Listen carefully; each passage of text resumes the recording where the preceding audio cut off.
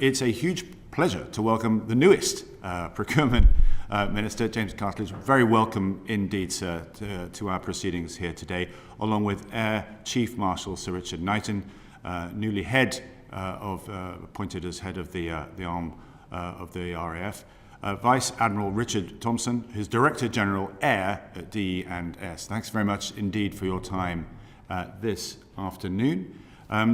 If we may, before we go into our aviation procurement, this will be the last of our studies that we're doing. We did a big study, as you know, on the Army. We did another on the Navy, and this will conclude our look at aviation. And of course, we're waiting for the Integrated Review Refresh, the Defence Command paper, to arrive. So that, if I may, is just a couple of quick questions to begin with before we get into the substantive. Firstly, is there any indication, do we have a date as to when that document, the Defence Command paper of the Integrated Review Refresh, will be published? The aim is by the end of June. End of June. Okay, we look forward to that.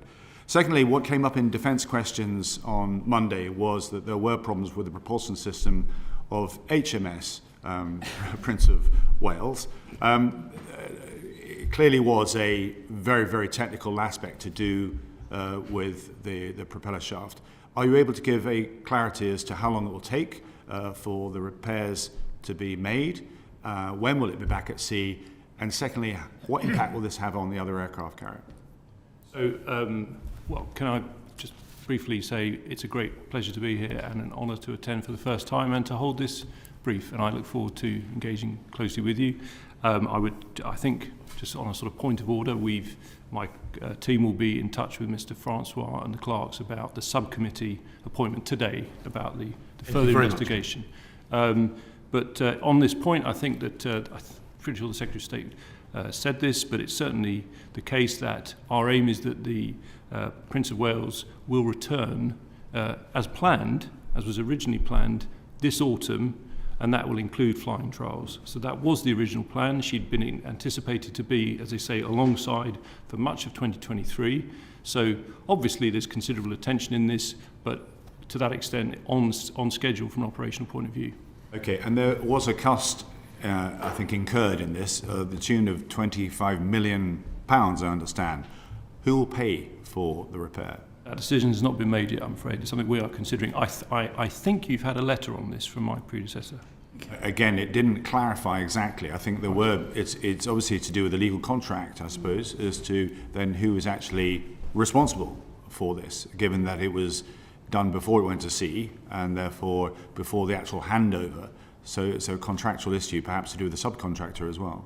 I wouldn't want to go into any commercial confidentialities other than to say we are considering basically our options on this, but you're right that there is a £25 million cost. Good, thank you very much indeed. My final question is just to do with the role of China in our procurement processes. Is it the wish, or indeed the determination of the MOD to weed out any Chinese influence in our procurement processes? Is that the new positioning, given where we are on critical national infrastructure, of removing China's influence? I mean, as you know, Mr. Chairman, there is a huge amount of work across government on this point. We have the new legislation. I, in fact, have attended recently the cross-government committee in respect of national security issues. Obviously, it's all classified, but certainly we have taken, I believe, an internal review recently of our own use of, in terms of the phrase, which briefly escapes me, about vendors, sorry, my apologies, about vendors of concern from a MOD point of view. I can't obviously go into any detail on that, but it's something we are very much focused on. That's absolutely right. It's good to hear that. It's also important to recognise this is what China does, very subtly, in buying up companies, buying up influence. It's doing that with ports across the world. But I understand that the China International Maritime Containers Group also owns a number of companies, including Albert Ziegler GmbH, based in Germany. They own Visser BV Group, that are based in Netherlands, and they produce the Boxer, which we're now purchasing. Could I leave it with you to find out whether any of the Boxers we're procuring, we're building, actually have any connection with China through this ownership of company? I will have to look into that and write back to the committee. That's very, very kind indeed. With that all done, let's move on to aviation procurement. And Sarah, can you kick us off, please? Thank you, Chair, and congratulations and welcome, Minister, on your new post. Now, James, you've only had a few weeks to get your feet under the table, but what has pleasantly surprised you with your remit of defence procurement? We'll do it in the film. Well, thank you very much, and it's a pleasure to obviously engage with you and your colleagues for the first time. I think if I were to say that there's been much already in that short period of time. Is it a short period of time these days? I think the key thing, which I think I referred to in orals in response to Mr. Dugan, was last week I had the great privilege to visit Operation Interflex on Salisbury Plain and see where we are training Ukrainians. These are civilians. There was a management consultant, there were 2 students.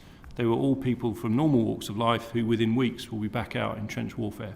And they're being trained by the British Army alongside, when I was there, the New Zealanders and the Australians, and I'm incredibly proud of that. But I would say a key point is that they're all going out with equipment that is of the highest quality, which we are providing very effectively. Obviously, it's being done over a very short time frame, fantastic work down at Abbey Wood, but I think we should be very proud of that, because ultimately procurement is about getting, in this kind of war setting, is getting people out there with the best possible kit, unfortunately in these very short time frames, but I do think we're doing work to be proud of. Okay. So, getting down to it, the 2021 Defence Command Paper reduced the aircraft numbers across all domains quite significantly. Now you say the refresh is coming in the end of June. Are we likely to see, or have you had any discussions around revising those numbers or gaining that air capability from elsewhere? Well, a very good question, and I totally understand there will be huge focus on this. You know probably what I'm going to say, which is this is very much a live piece of work we are doing. I can't prejudge it, but very much when the DCP comes out and say our target is towards the end of June, clearly these are the sorts of issues it will have to consider. Okay, so we've received evidence that's been quite critical of the MOD's acceptance of capability gaps. Now, the Puma is due to retire in 2025, and yet DE&S are quite frustrated with the lack of procurement process with the medium-lift helicopter. It's been pushed back 3 or possibly 4 times to my knowledge, and I understand it's now sat to be signed off with the assessment committee, and that needs to be signed off before it goes to ITN, which then could take a further 6 months for that process to go through. So we were told earlier, this committee were told earlier, that we would have the winning bidder by autumn. Now, this is an emerging capability gap, and my question to you is, can you see what's going on here, and what are you doing, and what's the process of the medium-lift helicopter procurement? Again, it's a very important, pertinent question. It's not for me to say what was said to you by people at DNS. That's certainly not a view that's been expressed to me by them. And obviously we work very closely. What I would say is, as you know, last May we issued the contract notice and the dynamic PQQ to invite expressions of interest and to enable us to draw up a short list of credible contenders who were then invited to come forward and were notified last October whether they were on that short list. I'm afraid beyond that, it is now obviously a live tender and commercially confidential. Is there scope to extend the lifespan of the Puma? I can pick that up. So the Puma was originally going to be retired sooner than 2025 in the integrated review. It was extended in order to fulfil roles in Cyprus and in Brunei. It could be extended still further out to 27, 2028, that kind of time frame, but that decision's not been taken yet, and that I think will be dependent upon the progress of the new medium helicopter competition, but also the options to replace Puma in Cyprus and in Brunei. It's an Army-led program, it's an Army-led procurement, so I'm not as close to the detail, but as I say, it is feasible to extend Puma if that were necessary, but that decision hasn't been taken, and it will be dependent on those other factors. Okay, thanks both. Dave, do you want to come in? Yeah, thanks. Are those Pumas the Pumas that the United Kingdom bought off South Africa? The remaining 23 Puma cabs, are they the ones that we got off South Africa? They're the ones that were upgraded about a decade or so ago. Several of them have been retired. Right. I don't actually know the precise number that we've got flying today. I think, certainly New Medium Lift was supposed to replace 23 Pumas, That's 6 correct. Dauphins and 6 Bells, 3 of each type.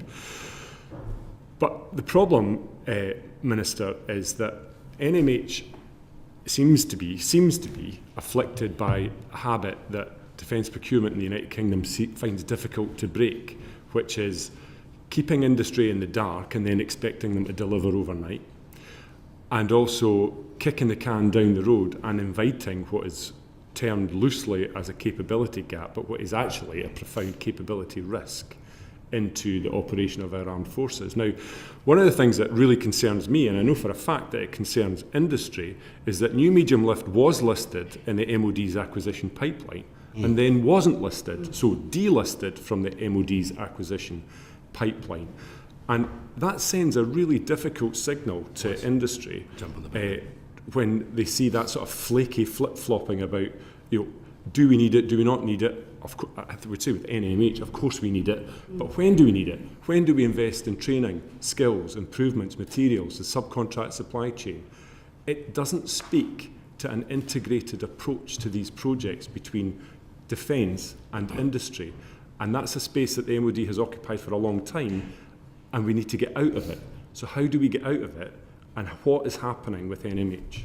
Well, it's a perfectly fair question. I don't agree that we are flip-flopping by following what is effectively a standard tendering process. And I think the key thing I said about we'd issued the contract notice, responses evaluated, determined a short list of credible suppliers who were then notified, so they're not kept in the dark. The commercial actors in this have been notified. There is the one other thing I can say, there is a lot of complexity in this. We need to establish the parameters of the competition,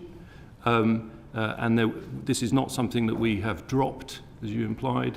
We're committed to it, but yeah, so we are considering this, but I cannot say more than that for commercial confidentiality reasons, Mr. Chairman. Minister, welcome to your new post. We genuinely hope you'll be in it for a while. The history of this programme, if you pardon the awful pun, is that it's been going round in circles for years. I mean, it was kicked off about 6 or 7 procurement ministers ago.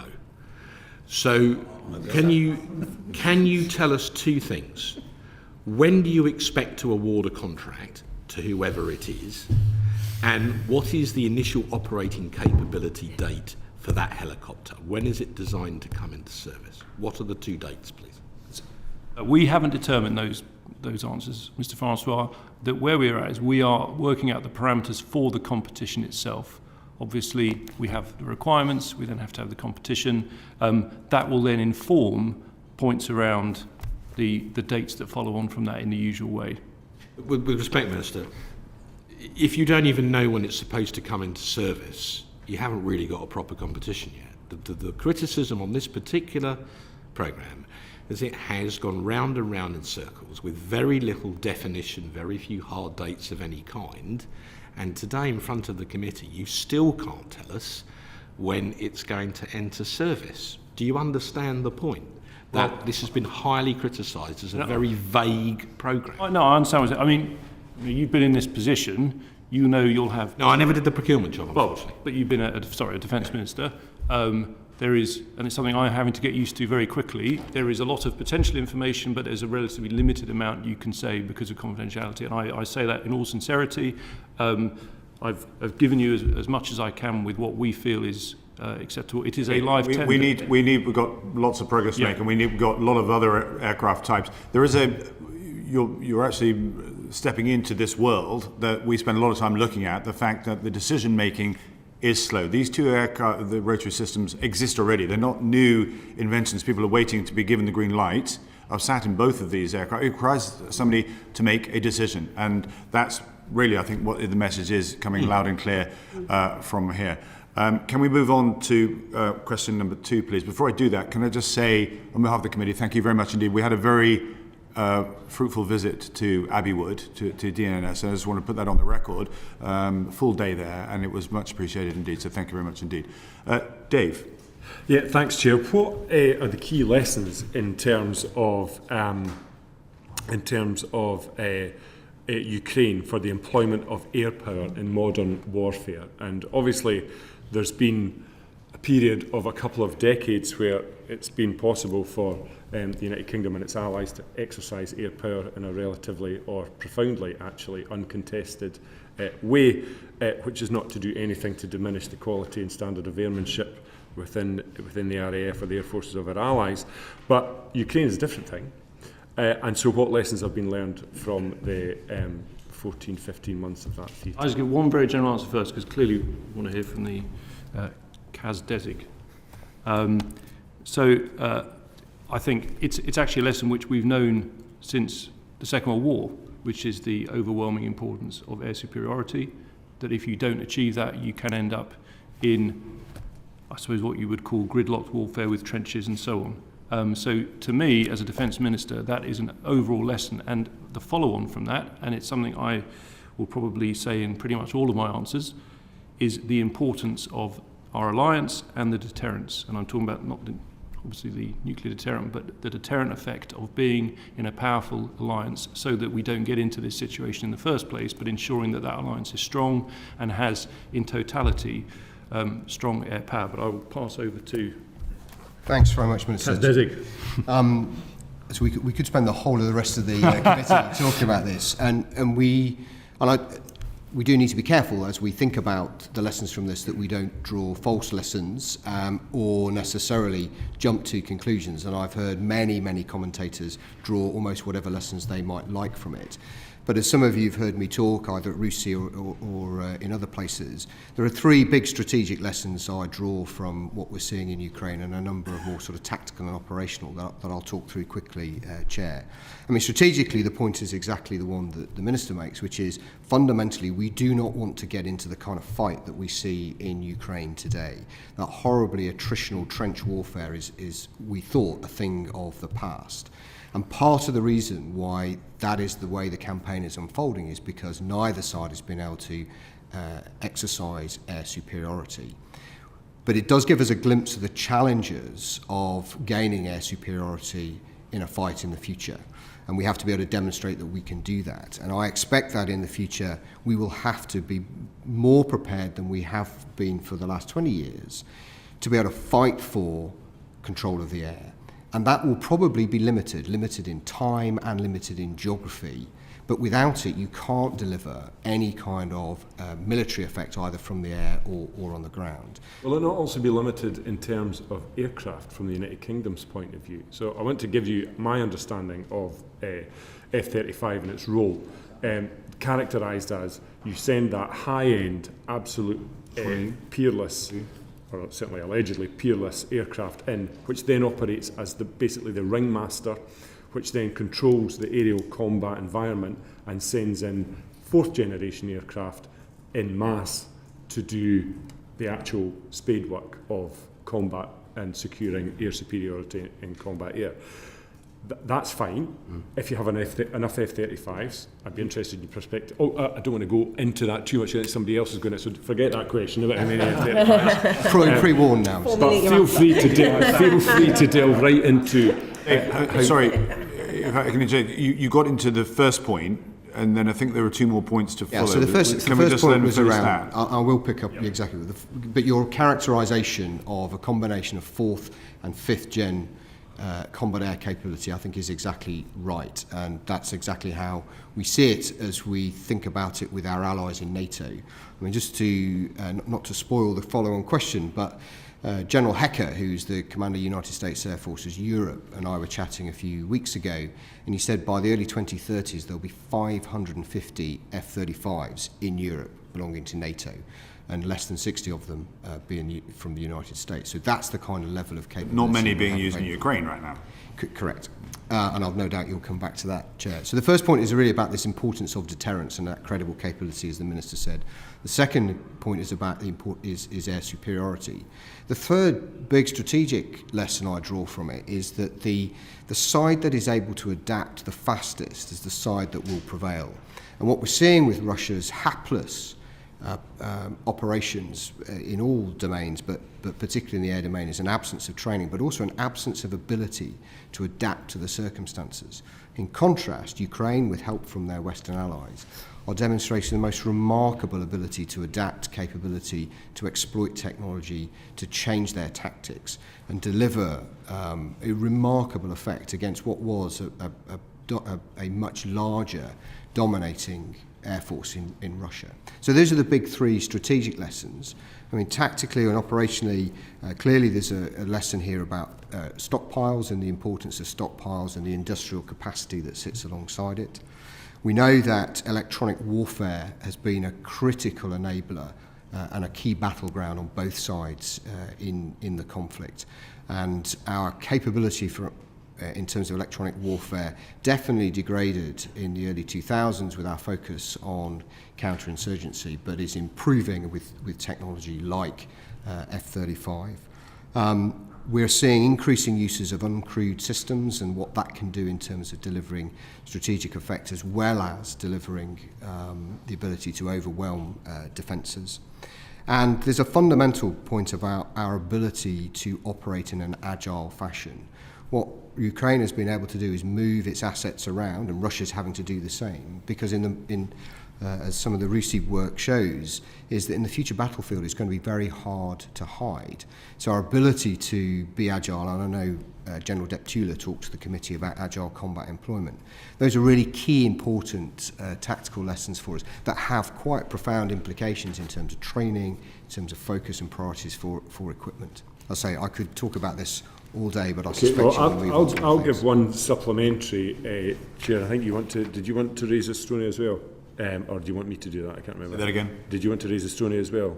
Well, I think I'll raise it anyway, because what it is, your first point was deterrence. And an element of deterrence is your enemy being aware of exactly that which you can pull together and generate in terms of a force. Yeah. And so peer adversaries of the United Kingdom will be fully aware of the scant numbers of Typhoon that are in possession and serviceable, so tranche 2s and 3s.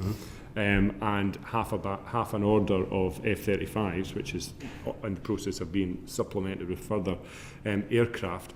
But those, in terms of Typhoon, are spread across air policing duties in NATO's eastern flank, constabulary roles in the British Isles. Yeah. Sorry, Dave, we are wandering a little bit into number 3 there. Eating my sandwiches here. Oh, sorry.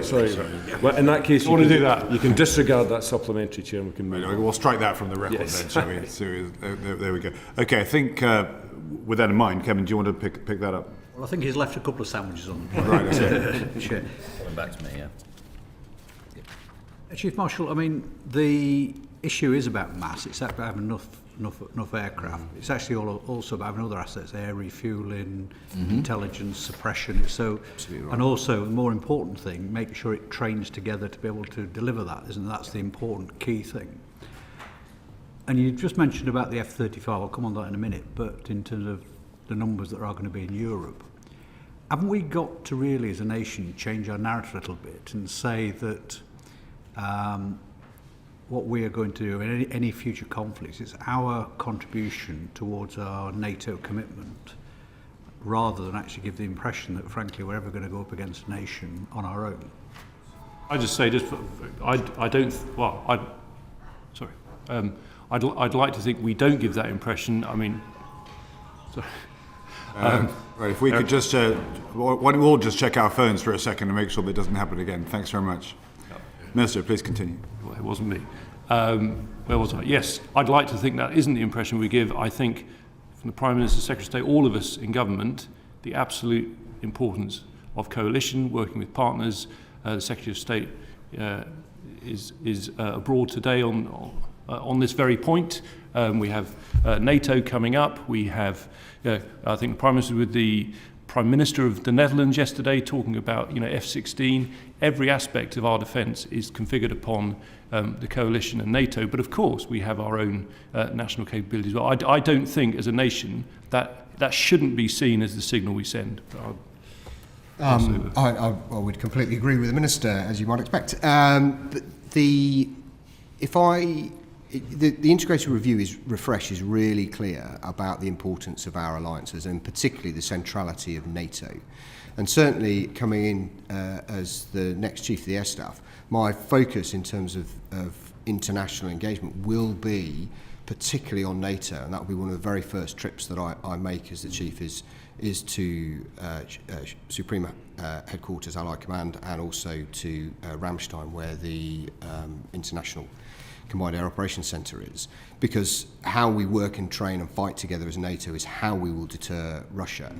I was out in Estonia in February and saw the Germans and the British Typhoon Force operating side by side in the quick reaction alert sheds there, talking to the pilots who'd flown, had been scrambled earlier in the month and intercepted Russian aircraft and brought them back together. So that kind of statement and demonstration of interoperability is an important part of demonstrating to our potential adversaries that this is what brings us our strength, is this ability The to argument's operate got to together. be, surely, though, and I accept what the Minister said about statements, but it's got to be seen, and the question really is, are we actually making a contribution to NATO that they actually require, isn't it? That's the case, isn't it?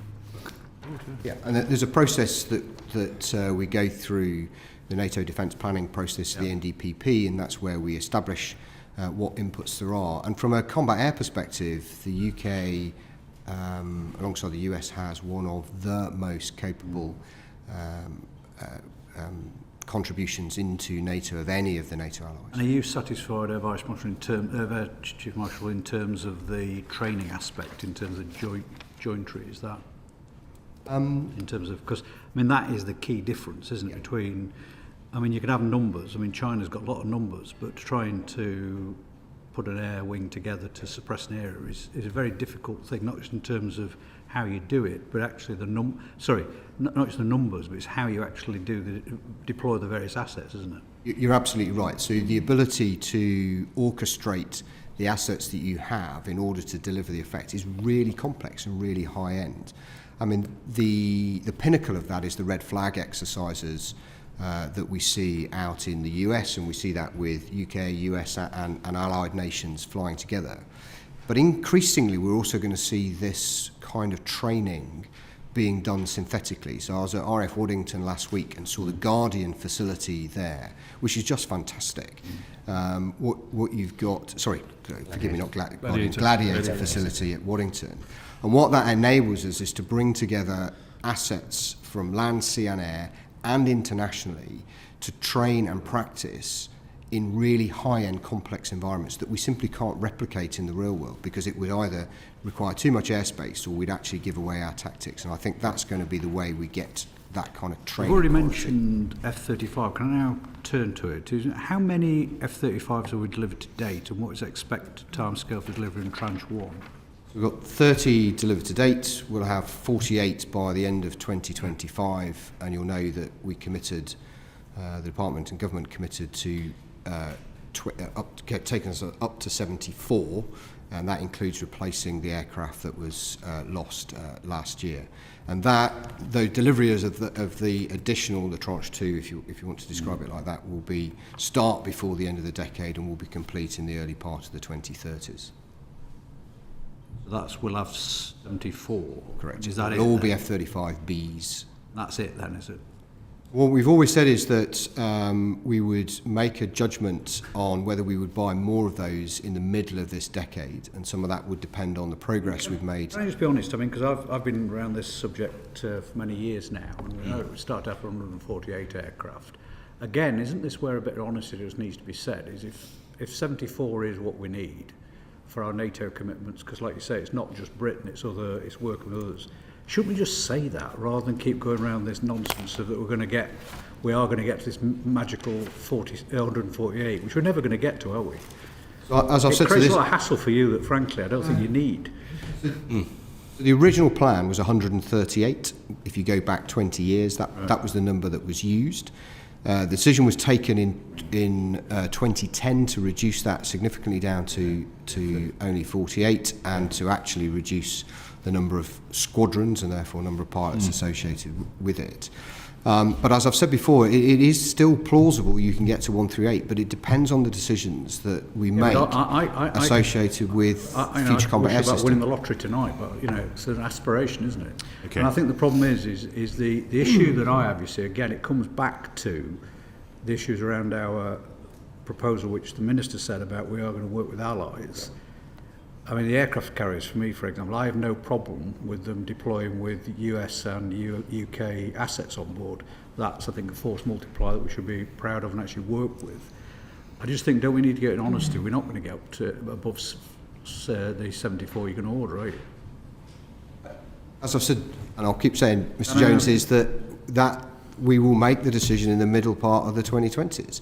And a lot of that will depend on the scenarios that we see, but also what happens to the future combat air system. That's a critical part of it. So if we get the... They can't land on aircraft carriers. If we get the 74 then, or, and the 48 we've got at the moment, that is enough at the moment for our commitments to NATO, our NATO air police. Yeah, that's right. I mean, if your wider question is does the UK need more combat aircraft, then the answer, or combat air capability, then the answer to that is yes, and that's why the government's committed to the 48 and to go beyond that to the 74. But as you said at the start, it's not just about numbers, it's about capability. So investing in enhancements to Typhoon, further enhancements to F-35, and ultimately, I'm sure we'll come on to it, uncrewed capabilities and this big investment that we're making in the future combat air system. We need to make some... Are you okay? Can I just ask one last question in terms of the mix between the Navy and the RAF? I mean, clearly, is every pilot trained to land on Still want to come in? The short answer is yes. I mean, the carrier qualification comes around training on 8. Periodically. So some pilots will be doing that for the first time, some pilots will be doing it for the second time. But every pilot, Air Force or Navy, will be able to land when we on the get carrier. the full training of pilots, it shouldn't really matter whether they're RAF or Royal Navy. They'll That's exactly right. both be able to land on carriers. Yeah, fine. That's exactly right. Thanks. Okay, Robert, do you have a quick one on the Storm Shadow? There's two very brief ones, just going back to Ukraine. Firstly, I mean, great to see the announcement about pilot training, any sports in Ukraine that can be given the best. I appreciate it's for basic training, and it's not phase 2 MFTS. Can you just reassure me that it's not going to have an impact on RAF pilot training? We haven't quite worked out yet with the Ukrainians exactly what that is going to look like. And until we understand that, we can't absolutely understand the impact it will have on our flying training system, because clearly it will require capacity. But as the Secretary of State has said on several occasions, that our priority is to support our Ukrainian brothers and sisters, and so we will need to make a judgment on what impact that might be. As you know, and I've no doubt we'll come to this, we have a number of people who've already qualified through the elementary flying training system and been through that process, who are in our system. So certainly in the short term, I don't anticipate it having an impact, but we'll need to understand as we work out with the Ukrainians what they need. I think we can come back to it. Yeah. Second one, quickly. It was impressive to see Storm Shadow supplied to Ukraine, given how long it took to take it from Tornado to Typhoon. Are you able to share with us how that's been done, whether it's airborne, Sukhoi 24, or ground-based? Well, that's an operationally sensitive question, I'm afraid. Sorry. Right, okay, we'll try and find out that another way. Let's just, a couple of points before we leave Ukraine, because we're going to move on. Firstly, on the capability that's being sent there, you talk about trench warfare. What we're seeing, though, and then we're going to give a poor analogy, because sandwiches was mentioned, but if we go on a picnic and, Minister, you bring the sandwiches, you bring the drinks, you bring the blanket, and I bring the cups and so forth. If I don't turn up, or one of those doesn't turn up, the picnic doesn't happen. Now, NATO works on the assumption that people will turn up to fight on the day. And what's happening in Ukraine is they're going around with a begging bowl, trying to find the necessary kit for them to win the war in Ukraine. And that is the disjoint between our capabilities and what we're talking about and the war that is actually happening. would you recognise that there is that problem, that actually it's whoever the coalition that is willing to step forward on the day to then provide the necessary kit that's needed to win the battle in a short time period? I think the Secretary of State has frequently used the phrase convening power in the sense that, I think we clearly have stepped up to the mark as a country, alongside the US been... That is absolutely understood. And within that has convened, I use that phrase, enabling other countries to come forward. I think there have been very positive steps now taken from other nations. I think we can say this is now a proper effort across our allies, and it maximises the total effect going into Ukraine. No, it does, that's maybe the point. It's perhaps for another day, more deeper. But the capability of NATO is phenomenal. That stands alone. What's been given to Ukraine is not enough. It's about to turn into a frozen conflict. And that's the disjoint between what we have in our box, in our capability in NATO, and what's actually being given to the Ukrainians. The biggest deficit they have is fast jets. That's very, very clear. You wonder why it's going to trench warfare. You said it yourself. Nobody's got the air superiority, and therefore that's why it's ended up being a horrible ground battle. So the question is, when are we going to realise this and be able to put this fire out? Well, obviously I can only speak for the UK government, and we have just made this very substantial announcement about a very substantial contribution. I'm not taking away from the British Constitution whatsoever. This is a collective effort, and convening power is the point's made. The second point I had is to do with the B variant, because it's the first time I've heard in answer to, I think it was Sir Kevin's question, that all 74 of the F-35s are to be the B variant. Can you confirm that is the case? I can. I can also confirm I've said it to the committee before. You have? Oh, yeah. Sorry, I didn't really pick up. I thought there was still a question as to whether we were going to use the... Sorry, and then were you to go further for 138, what would it be? Or you have made no decisions on that either? No decisions on that. No decisions on that either? Not going to 138, Chair. No, I don't think we will, but I'm not sure we'll get to 74 either, but there we go. I think Emma... Just to be clear on the 74, that is funded and that is planned, and that's been committed to by the government. Clearly you've got to negotiate and you've got to take the deliveries, but just to reassure you that number of 74 was committed to by the government. 5 E3s were funded as well, and then that disappeared. So it doesn't always happen on the day, does it? I want to get to Emma. Dave, is it a quick one? Me too. Yeah, no, it's a supplementary to this point. Is Emma on the next question? Yeah.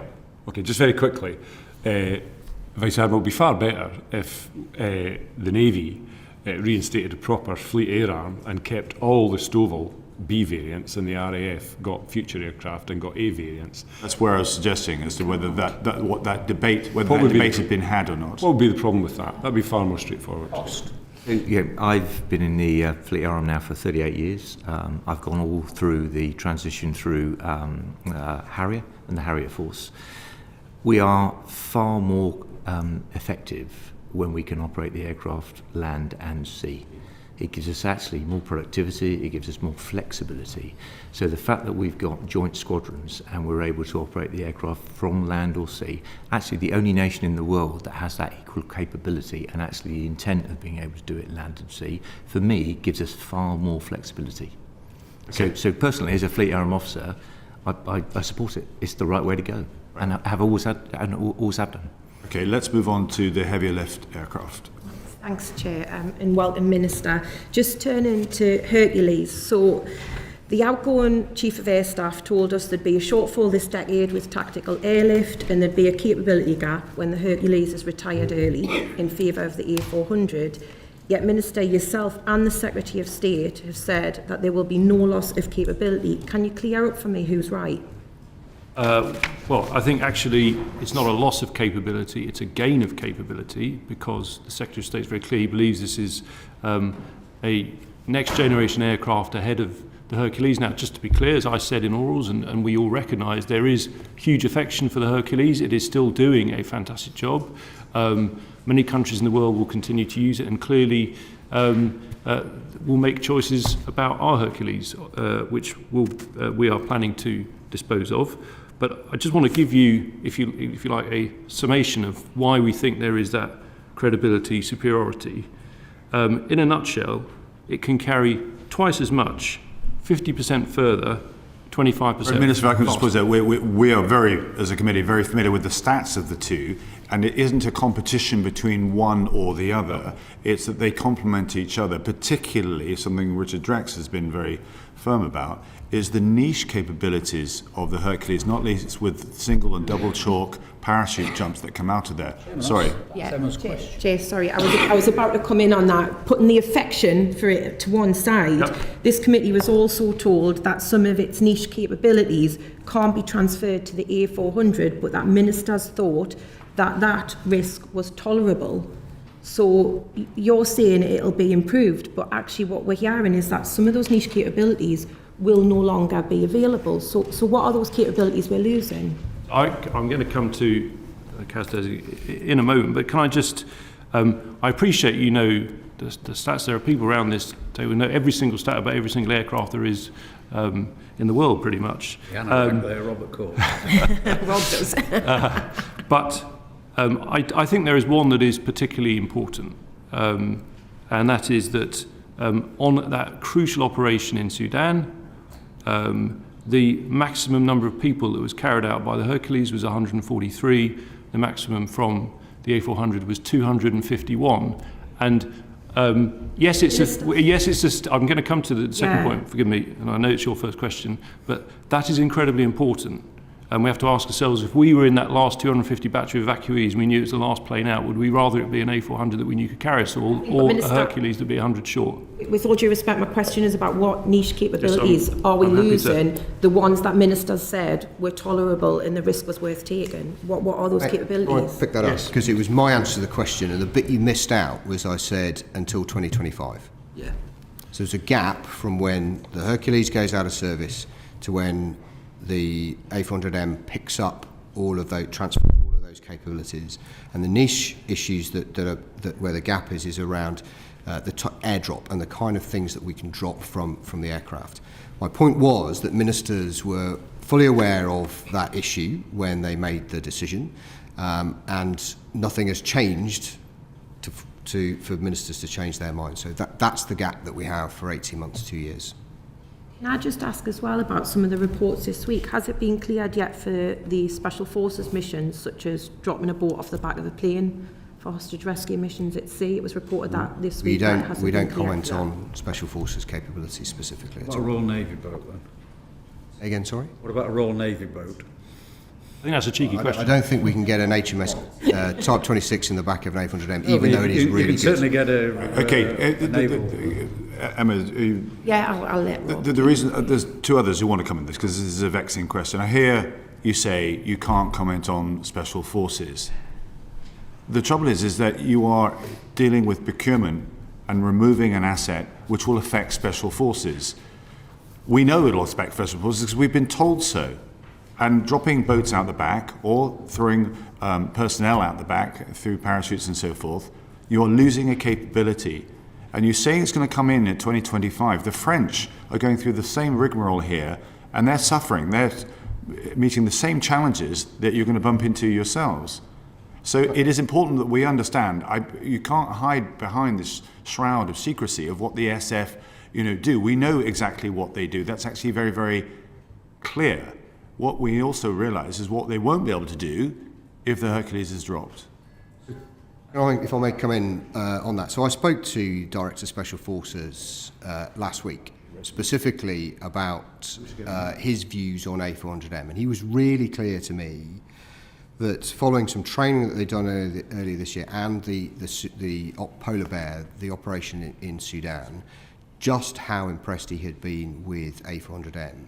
It could achieve all of the potential courses of action. We're going around the blocks here. We know it's a bigger aircraft. It's going to take more people. If you take that instead of the Hercules, we're not saying one or the other. We're saying they both complement each other. Richard, do you want to come in here?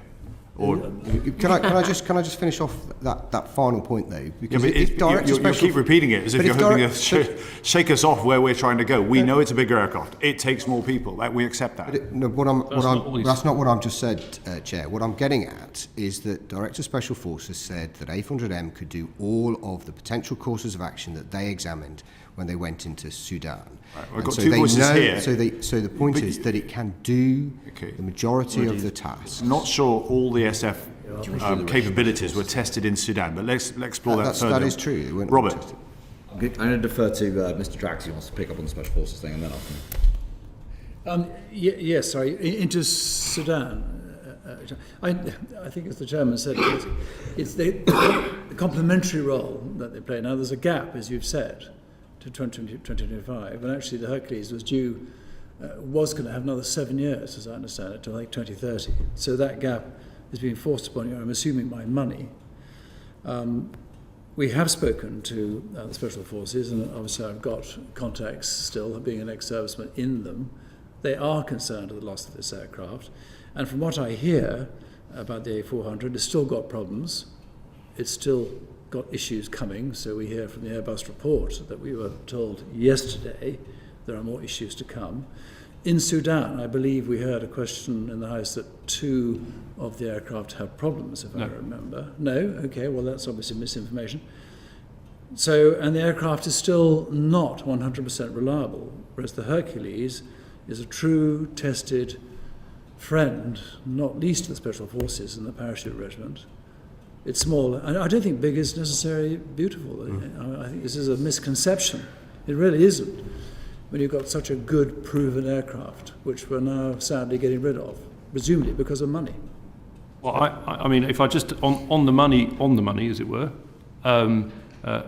it is a fact that when you are looking at what platforms you're going to have and all these big considerations, money is a factor. There is no getting away from that. What I would say, if you like, to turn it round, is at this moment in time, were we to suddenly U-turn, having had a very managed transition, tapered transition to the position at the end of June where the Hercules is withdrawn, were we to reverse that... It's not well managed. Sorry, Minister, it's not well managed because you yourself have said there's going to be a gap in capability. That's not well managed.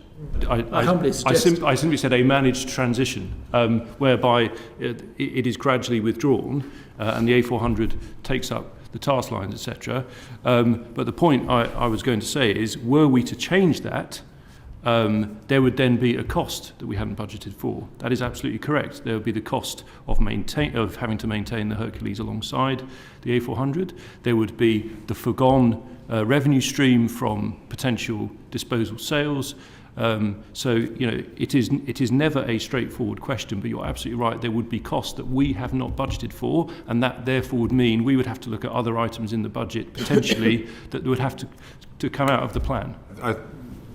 I fear there's a sense of déjà vu to this conversation and understand where we are. Robert, do you want to move on to... Can I just focus in on some aspects of this? Firstly, can I just put to one side, yes, it's a legendary aircraft. Yes, we're sorry to see it go, but we don't have sentimental concerns here. It's capability concerns or capacity concerns that we have. There are 3 concerns over this transition. The first of them is the Special Forces capability. Now, you've addressed that, Chief Marshal. Essentially, that'll be transitioned by 2025. I think is your answer. And obviously, we'll have to keep an eye on that, but I understand that point. I'm going to put that to one side because everyone else has dealt with that. The other 2 concerns are the ones that I want to address, which are in any event linked, which are its availability and the overall fleet size. I'm just going to look at those in particular because it's that I'm concerned about. Now, when the Secretary of State says in the Chamber, no overall loss in capability, I think was his words, obviously he's right. It's a bigger aircraft, it can carry more, it can carry faster, but no matter how good it is, it can't be in 2 places at once. And it's that and the availability of task lines is what I'm concerned by. So now, when you were last in front of me with Kaz, Chief Marshal, the figures that I put on task lines came from November 2022, which was a written question, and it said at the time that C-130J had 1,800 available task lines and A400 had 1,500. What's the position now?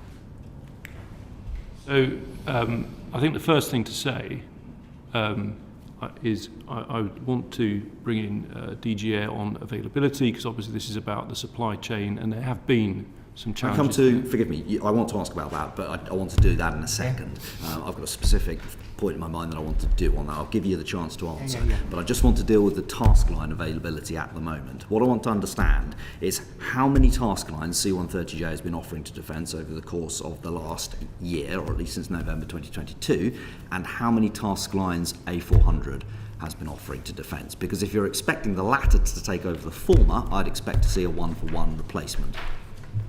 Right, sure, I'll pick that up for you. So, forgive me, Mr. Courts, because I'll give you these numbers in per day rather than the overall number, and I don't know what period that was over, so forgive me, but it gives you a sense of it.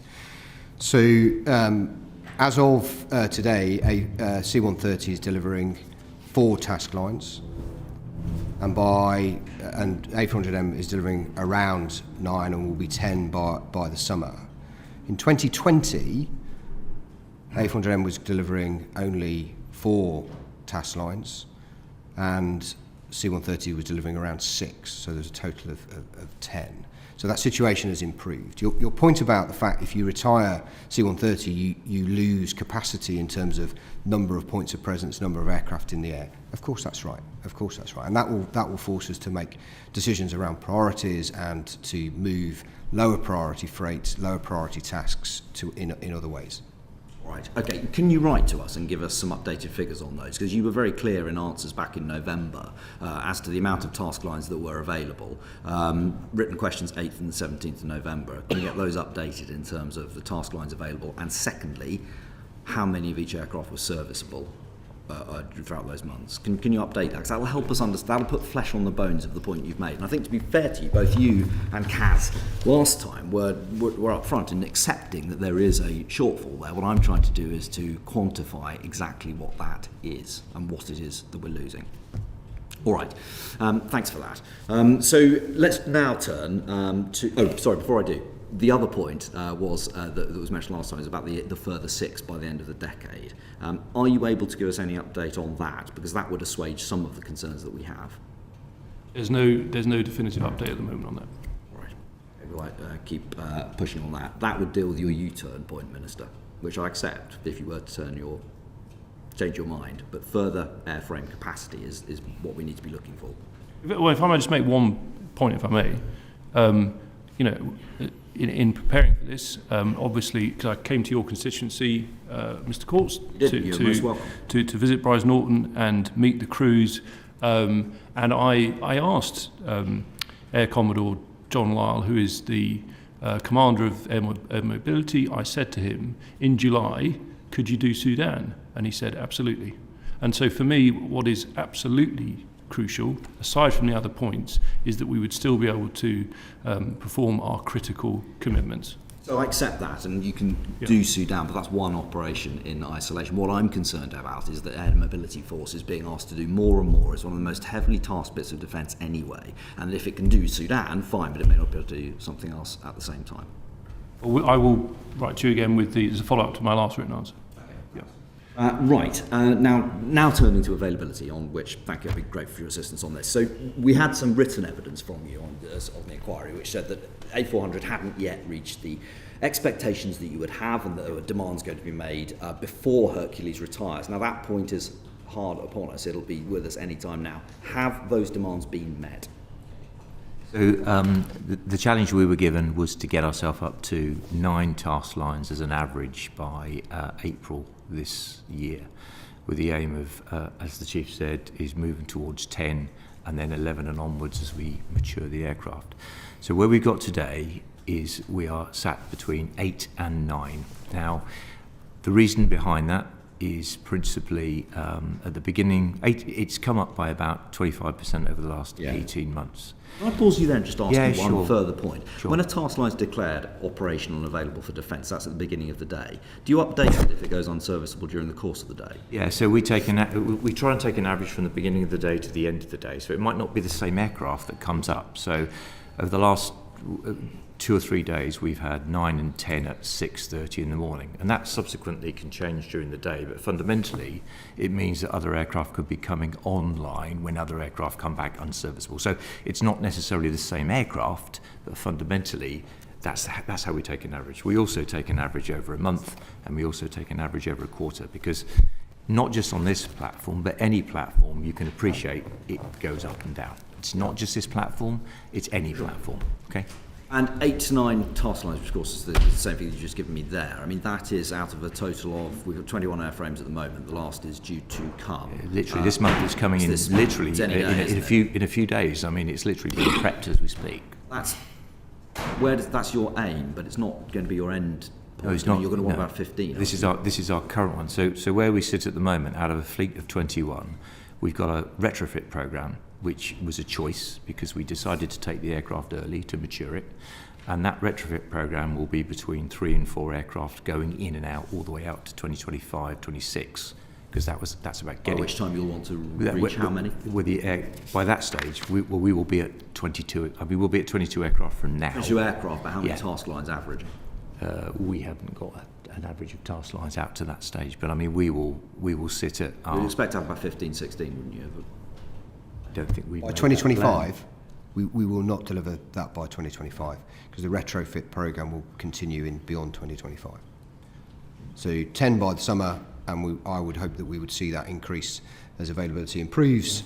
The big thing that Air Commodore Anthony and I will talk about was this issue around predictability. And that's the work that we're pressing DNS and Airbus to do to improve that predictability. It is about that. So where we've got to at the moment, and there are 3 aircraft that are in depth at any one time because they have to be repaired. So out of the remainder, we're looking to generate about 75% availability. That's what we're after, okay, as in the short term, and that's where we're getting after. So it is about predictability. If you look at where we were over the last 18 months, where we've come up about 25%, we had to resolve issues over a gearbox modification that's now almost behind us. We've literally come up with the last gearbox changes this month. Has that resolved it? Has that gearbox change so we've done the modifications that we were planning to do. Yeah, absolutely. Those modifications have been done. The gearbox issue solved. So those, yeah, absolutely. So those the original gearbox issue, it's got all of the modifications have been done, and we've gone through the spares to make sure we're done. If you then look at the propellers, we ended up with a series of 7-year inspections that have been majority last year and will become this year as well. That is now largely behind us. And we had issues over engine testing and availability. So we've increased the test capacity of the engine, and some of the longer term issues that we have with the engine itself in terms of balancing it after maintenance have now been resolved. So those things are largely behind us. We are still maturing the aircraft in terms of maintenance. Because we took the aircraft first and we are fleet leaders, invariably we hit maintenance activity first. All of that stuff is gradually maturing. I go back to Kaz's point. It's about the predictability, but we are up at over 8, and we are driving in the right direction. So, from my perspective, having taken that early decision to mature the aircraft and to get on top of the productivity, that will pay dividends as we're moving forward. Thanks. Final question on this, and then I'll hand back, Chair, which is just, back on C-130J, and Minister, your point around if you were to change your mind. An alternative which occurs is that instead of, to keep the capability rather than lose it altogether, it could be gifted or transferred or sold in some way to NATO's strategic airlift capability. Is that an option that's being seriously considered? Obviously, our preference is for sort of straight government-to-government sale. And that could obviously could include NATO parts, obviously, yeah. But specifically not to a NATO partner, but to the SAC capability. Well, but just you said on gifting. Sorry, I think gifting or sale.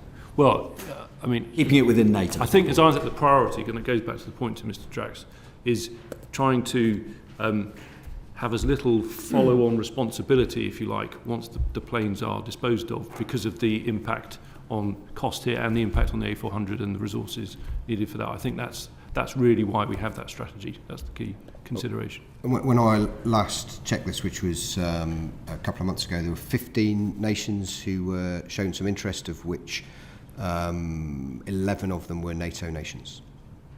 It's a popular aircraft. That's a very fair point. I actually said in my answer, when I said the affection, just to be clear, I didn't mean that was your reasoning. I was just recognising that point because I see that from the correspondence that I get. But we've made a decision in terms of what we think is the right capability. As you've seen from orals, the Secretary of State passionately believes this is the best thing for the Air Force. And I have to say, going to your constituency and meeting the crews, they feel very strongly the same. And that's talking about, I think squadron leaders who were flying the Hercules for many years. But we're drifting back into Well, I think that, to me, that I'm matters. not disputing with you that the A400M, when fully matured, when serviceable, is a great aircraft. No, there's no dispute. There's no difference between us there at all. It's the overall availability of lift capacity to the Air Force is what I'm concerned about. Okay, when we stack up tactical heavy lift capacity, which is the bigger question, not whether A400 or C-130 is it. A Freedom of Information request was put in. We've got 8 C-130s. Please tell me if these figures are wrong.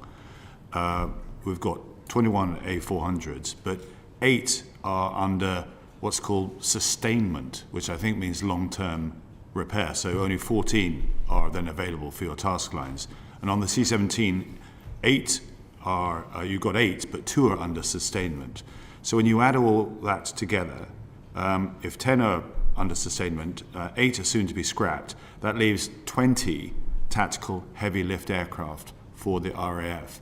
And I think the question that the committee would be concerned about is that is that enough for our long-term needs, given the ever increasing pressure that we're placing? And Sudan is just one great example of something that can pop up over the horizon in the longer term. And it's a very good question, Mr. Chair. I agree. We want to be sure we have the capability, absolutely, and the capacity. They are two parts of the same thing. There is a simple point as well, which is it will be 22 very soon, we understand, taking delivery of the 22nd A400 later this month. I mentioned Sudan and the performance, and as you can appreciate, what really matters is that it can deliver those critical duties. If you take Ukraine, and I think I had a written question from Mr. Courts, and I wanted to furnish a little more information, which I, sorry that I didn't do that originally, but I have looked into it a bit more. So on taking the huge amount of kit we have out to Ukraine, actually it's been almost entirely the C-17 in the last 6 months, with the A400 helping, as I understand, actually at weekends. So the Hercules hasn't been required for that. As I said, I've been assured we could have done Sudan. Now, but you're right, mathematically it's a very basic point.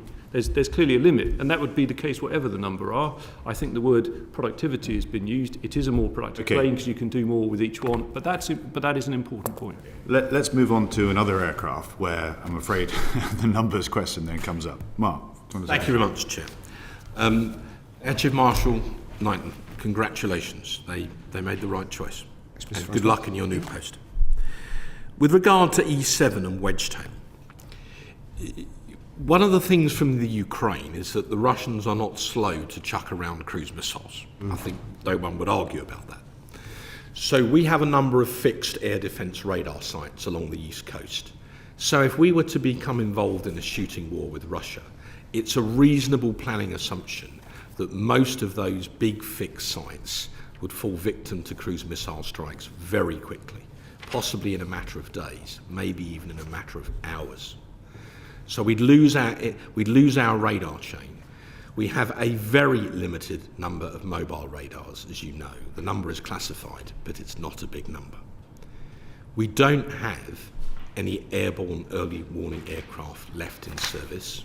We used to have 7 Sentries, and we withdrew them in 2021. So we'd be blinded in a shooting war with Russia. Does that not worry you as the future head of the Royal Air Force? And the simple answer is that our ability to see and understand what is happening in the air domain is fundamental to our ability to direct our forces and our assets and protect our country. you and I have had this conversation before when you were the Minister, and I think I was the Assistant Chief of Air Staff at the time, about the fact that... If nothing else, Rich, I'm consistent. You are absolutely... I've said this before, Mr Francois, you're very consistent on this point, and it's a very good point. But my answer remains the same, which is, of course, that we are part of a wider NATO air defence system. But your question about E7 and the fact that we don't have an airborne early warning capability at the moment, that is important to us, to the country, to the Air Force and to me, which is why I give Vice Admiral Thompson a hard time, and he gives Boeing a hard time to bring in the E7 as quickly as we can. I think you know that the E7, when it comes into service, there will be a step change in capability, and NATO will be enormously grateful for what we brought in. But there just aren't enough of them. Temporarily, we rely on NATO for air cover, but in a shooting war, in a large-scale shooting war with Russia, it's possible that those aircraft will be tasked elsewhere. We cannot guarantee that we would have access to them. It all depends on the operational situation. We don't control them, whereas we do control our own, or did when we had them. We're only going to have 3. We were originally, as the chairman has already intimated, going to have 5. It's an open secret the RAF deeply resisted the decision to cut from 5 to 3. That was a ministerial decision, not a Royal Air Force decision. Because of regular maintenance, on any given day we're only likely to have 2 that can fly, and on a bad day we'll have one aircraft to provide radar coverage for the whole of the defence of the United Kingdom.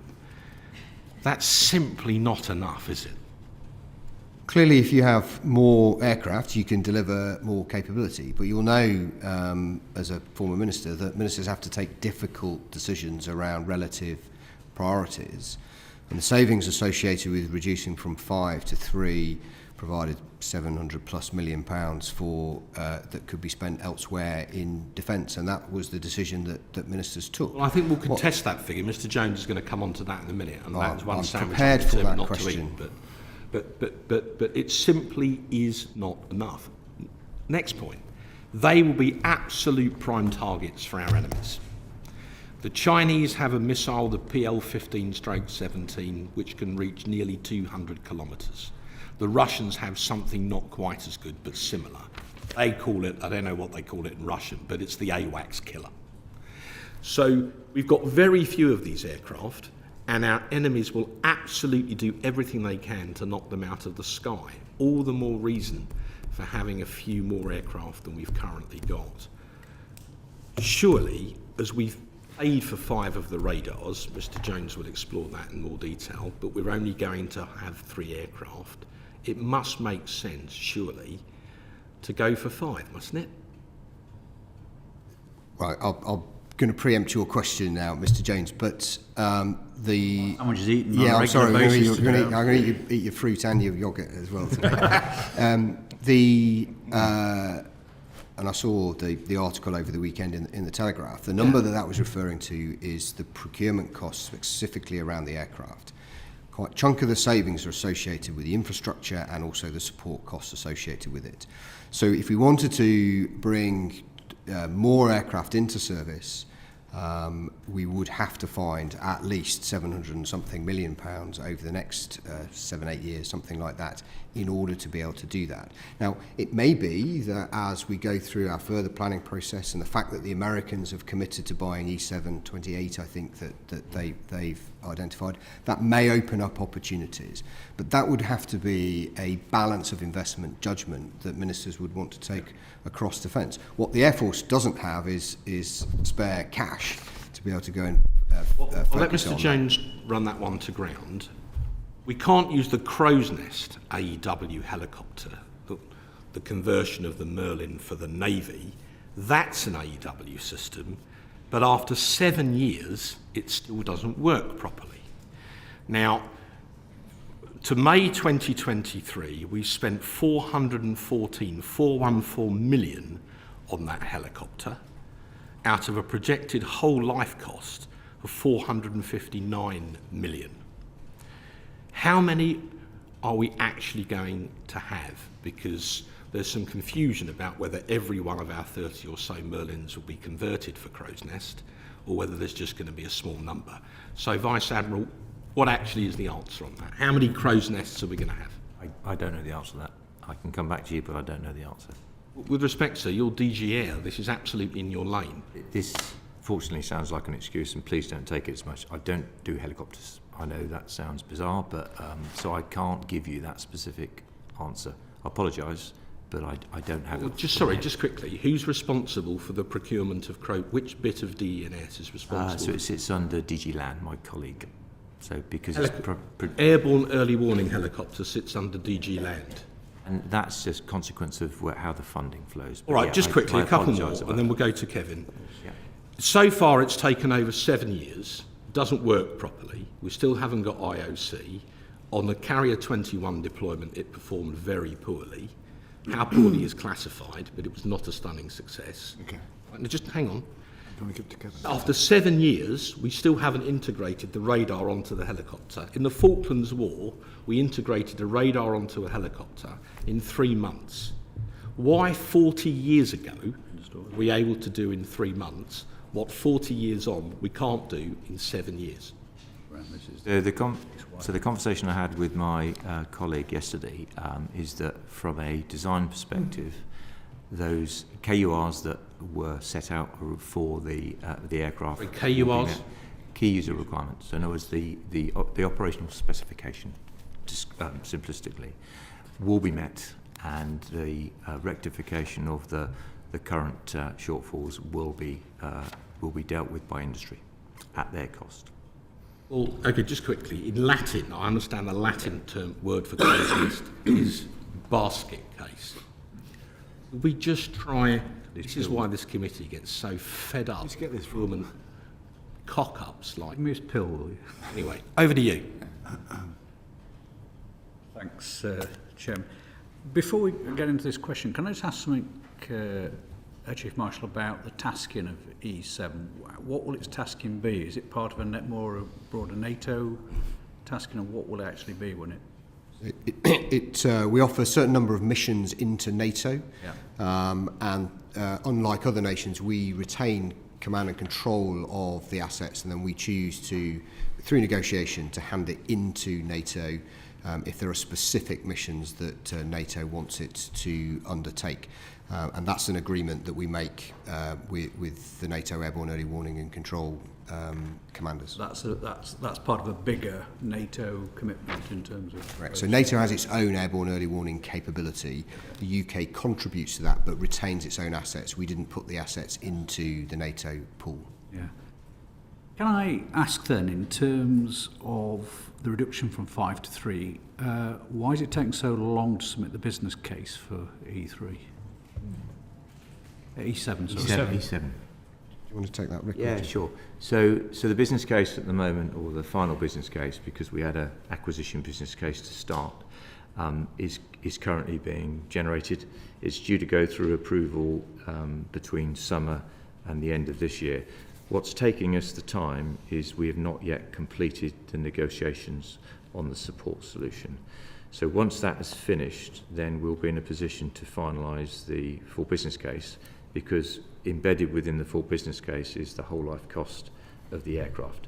And where we stand at the moment is we've done the acquisition piece because we wanted to get going with the acquisition, and we're now finalising the support costs. Now within those support costs, going back to the point we made earlier about the 715, 720 million in terms of savings, what you've seen so far is the acquisition element of that. You've got the support element of that to come, which is another 300. So that's effectively what the business case is currently looking at. That's the full business case. We've basically bought a car without actually any service plan for its future.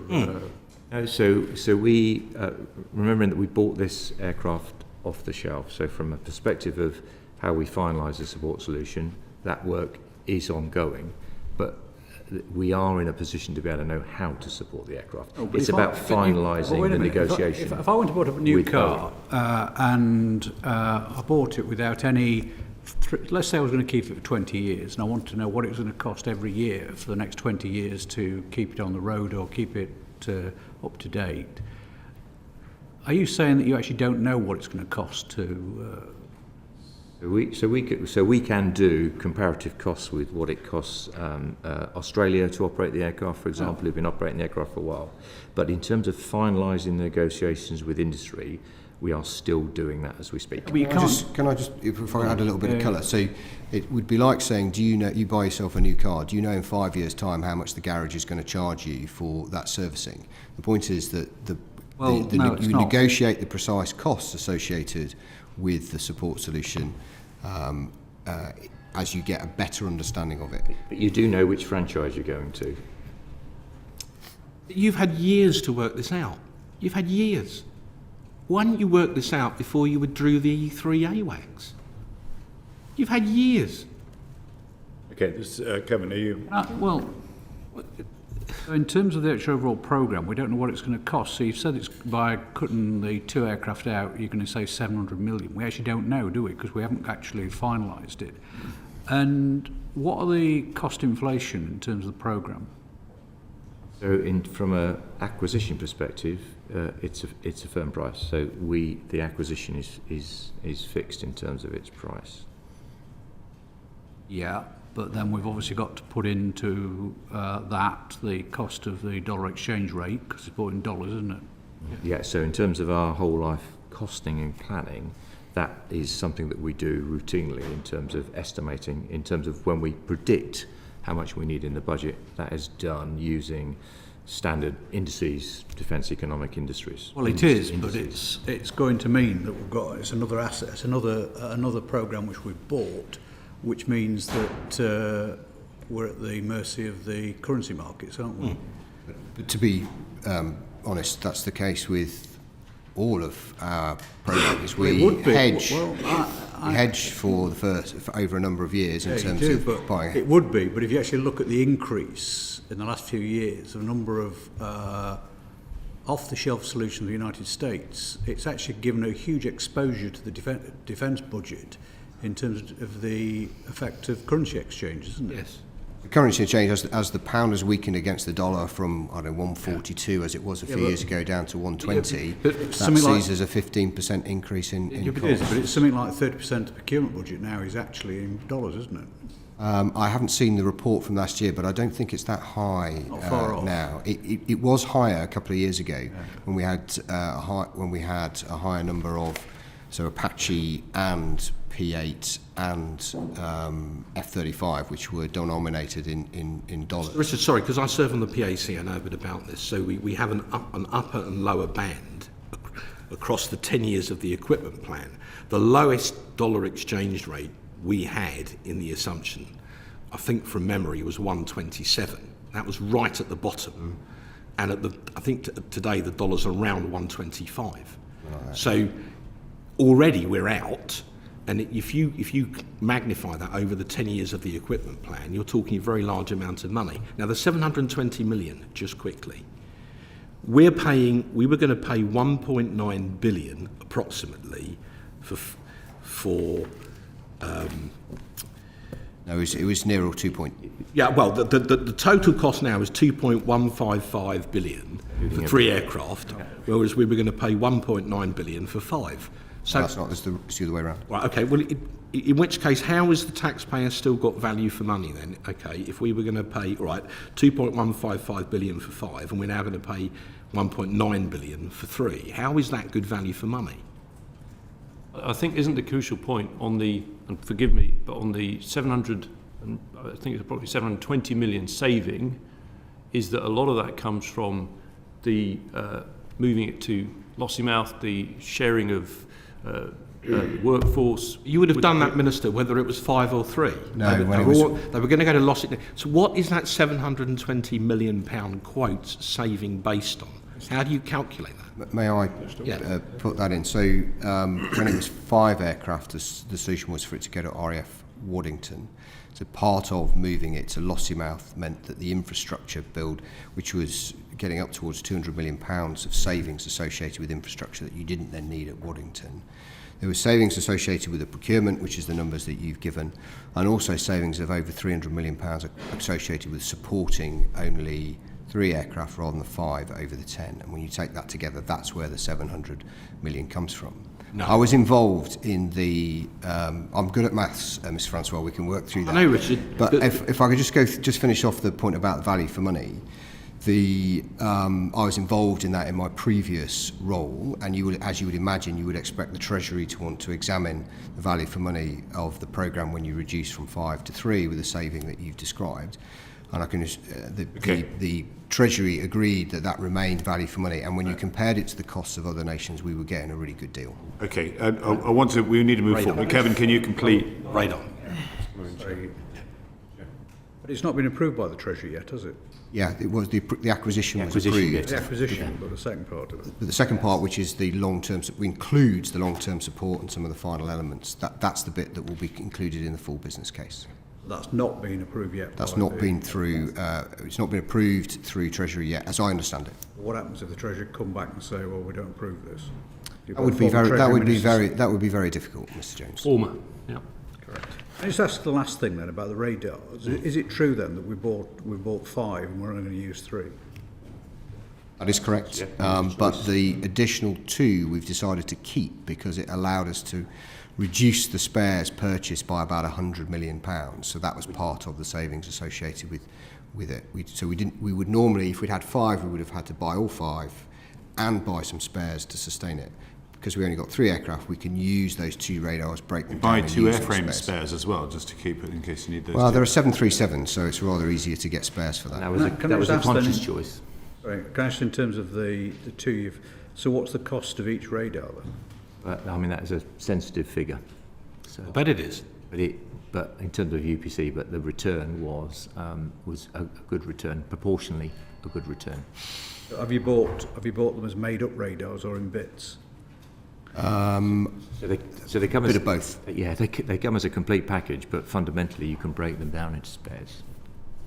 So, Mr. When I saw this, I said, can I just be clear, is this some sort of, we'd signed the contract for 5 and then we made radars and we then made decisions on the planes. It was, was it, I don't want to use Mr. Francois' language, but, was it a mistake, as it were? And to be clear, absolutely assured, this was a conscious decision because of the saving involved and what it would mean in terms of the spare parts, etc. So they will go into inventory for the spare parts over the next few years. That is exactly it. Yeah. And we concluded we got better value for doing it that way rather than trying to sell the radars back to Boeing. Because particularly at the time, we didn't have, the US hadn't committed to buying. Can I just ask one last question about work share? I mean, obviously now, Boeing are doing very well out of the UK defence industry. They put very little back in terms of investment in jobs in the UK. Are we actually going to have any of this maintenance of work in terms of or access for industry to actually take part in any of the through-life support for this? I understand this is about 700 jobs Yes. involved in E7. So the maintenance, so the work up in Lossiemouth in terms of the long-term maintenance of the aircraft will be done through UK jobs. You're aware, I mean, you've been to SDS and you've seen there are about 90 jobs up there in terms of skilled workforce. So those are planned jobs. There are also... In Lossiemouth, that Boeing have added jobs. Whoever got the contract will have had to have provided the maintenance depot. It's not that Boeing aren't giving anything out of that. That's just a maintenance function. They don't put any production into this country, or very little at all, do they? Not for this specific aircraft. No, at all. For all the work that Boeing have had out of the RAF, what have they put back? I can go and see a big GE plant at Cheltenham. What have Boeing put back into this country? So there are a number of jobs within the supply chain. So there are engineers doing work, for example, in places such as Leonardo with the defensive aid suites. So there are other jobs across the supply chain. Look. Okay, we do need a couple of people who want to come in here. Kevin, if you want to conclude. Can I just say that even at this late stage, you might want to keep pressurising Boeing. I accept some of this is government contract, therefore it can't be, But I do think, Minister, you need to be screwing Boeing down to the floor and saying, if we are actually procuring these things, we do actually want to see investment, not just in terms of jobs, but actually technology and development in this country, because you know, they've done very well and put very little back into this country in terms of technology for what they've had in the proportion of contracts they've had. Okay. Dave, did you want to Very come? quickly, yes. Air Vice Marshal, the previous MIN-DP, immediate previous one, issued on the record figures for 5 aircraft, which I think you'll recognise. 5 aircraft, 2.16 billion. 3 aircraft, 1.89 billion. Yeah, that's it. So that gives you a unit cost for each aircraft. If we bought 5 of 432 million, we only bought 3, so that's a unit price of 630 million. That's an inflation of 200 million per aircraft. Is my maths correct? Your arithmetic is correct, but your assumptions are incorrect, because not all of the costs associated with the contract are specifically for the airframes. Well, no, indeed, because there'll be things like training infrastructure, there'll be simulators, there'll be some elements of infrastructure in there. Yeah. But you're right, the per unit cost associated with E7 when we bought 3 rather than 5 went up. That was what was assessed by the Treasury as still representing value for money. Right. Interesting. And finally, also on the record from the immediate previously MIN-DP is that in terms of addressing the capability gap, it was cited that Crow's Nest is available. Is Crow's Nest available? FOC entirely available? Functioning properly as anticipated? Not even IOC. No.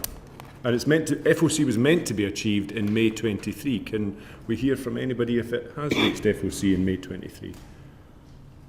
So it's a Navy programme delivered by DG Land, it's been a little while since I think we did agree on that one, I'm afraid. I said I have think you we... had a briefing yet on Crow's Nest? No, I haven't. Can I suggest you get one? Quickly. And could you update the committee on what they tell you? Thank you. I think we did agree that we would write. The chairman's keen to move on. That 720 million is a smoke and mirrors number. You've right, already absolutely real number, because the money's been taken out of the budget. It's audited. It's not the smoke and mirrors number. The subcommittee Air Force no longer has that money to spend. Subcommittee will look at this in great detail. Okay. Right, but just quickly, if you've already spent the money on the maintenance facilities, you're going to, whether it's 5 or 3, you've already bought 5 radars, you're running a massive operational risk. Enough. Surely the sensible thing to do is to buy 2 more 737s and go up to 5, isn't it? That would still, they wouldn't be free. So I know that. No, I know you know that, but that is the point. We would still have to make that financial decision. Now, it may be that the committee wants to make a conclusion and a recommendation. That is the case to us, and we will obviously have to respond to that. But, we are in the middle of the Defence Command paper. We're looking at all the balance of investment decisions, and in doing that, if we spend something on one thing, that's something we can't spend elsewhere. We cannot escape that basic logic. Okay, final point on this, because we want to move on to some other things. But Air Chief Marshal, can you give me scenarios where the E7 has been deployed or could be deployed? Would you agree, the High North, for example, would you agree over at UK airspace, east flank of NATO, maybe over Sudan, the Gulf? Are these typical locations where they could be deployed? Yeah, if you look at the final year of operation of the E3, it operated, for example, out of Cyprus to cover both the eastern flank of NATO, or could move and cover air operations over the Middle East. So it's a useful asset to have. Oh, I think the message hugely that important. I hope you're receiving from this committee is that 3 is simply not enough. Because one could be used for training, one could actually be broken or need basic repair, leaving you one only. And you just gave a whole list of scenarios whereby the E7 could be deployed. When this cut was made from 5 to 3, the American embassy called me and said, "This is mad. What are you doing? Operationally, this is dangerous, because you're not going to be able to provide the necessary I-STAR assets that our F-35s particularly need for modern-day air combat."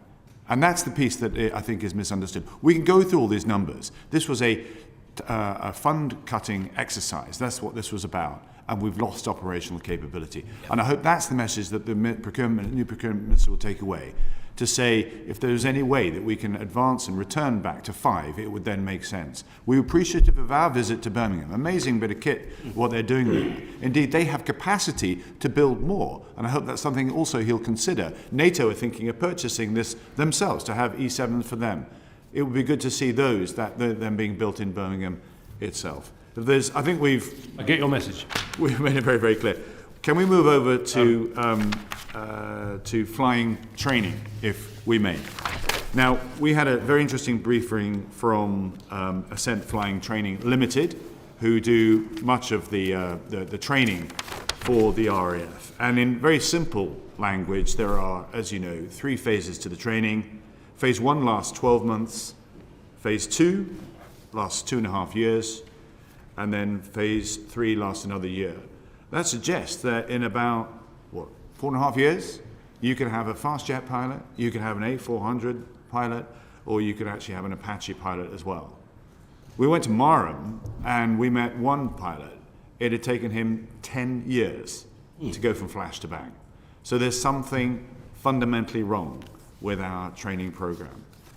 Before we go into the detail, sir, can you elaborate on what's happened and how you're going to fix it? And we've talked to the committee before about it, and there are some examples, like the one you cite, where it is completely unacceptably too long for people to go through the flying training system.